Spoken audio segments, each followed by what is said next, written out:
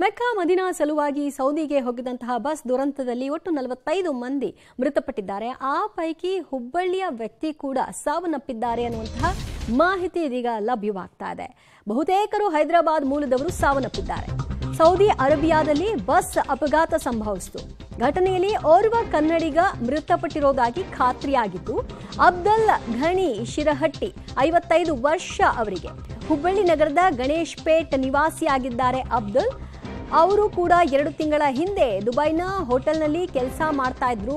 ಅನಂತರದಲ್ಲಿ ಸೌದಿ ಅರೇಬಿಯಾದಲ್ಲಿ ಮೆಕ್ಕಾ ಮದೀನಾಗೆ ಹೋಗಬೇಕು ಅಂತ ತಂಡ ಹೊರಟಾಗ ಇವರು ಕೂಡ ಅವರ ಜೊತೆಗೆ ಹೋಗಿದ್ದಾರೆ.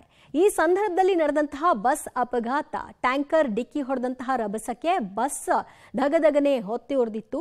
ನಿದ್ರಾ ಸ್ಥಿತಿಯಲ್ಲಿದ್ದಂತಹ ಎಲ್ಲರೂ ಕೂಡ ಆ ಕ್ಷಣ ಸುಟ್ಟು ಕರಕಲಾಗಿ ಸಾವನ್ನಪ್ಪಿದ್ರು. ಯಾರೊಬ್ಬರೂ ಕೂಡ ಉಳ್ಕೊಳ್ಳಿಕ್ಕೆ ಸಾಧ್ಯ ಇಲ್ಲದಂತಹ ಪರಿಸ್ಥಿತಿಯಲ್ಲೂ ಕೂಡ ಒಬ್ಬ ಮಾತ್ರ ತನ್ನ ಪ್ರಾಣವನ್ನ ಉಳಿಸಿಕೊಂಡಿದ್ದು ಬಹಳ ಅಚ್ಚರಿಗೆ ಕಾರಣವಾಗಿದೆ. ಸದ್ಯ ಆತನಿಗೆ ಟ್ರೀಟ್ಮೆಂಟ್ ಕೂಡ ಕೊಡಲಾಗ್ತಿದೆ.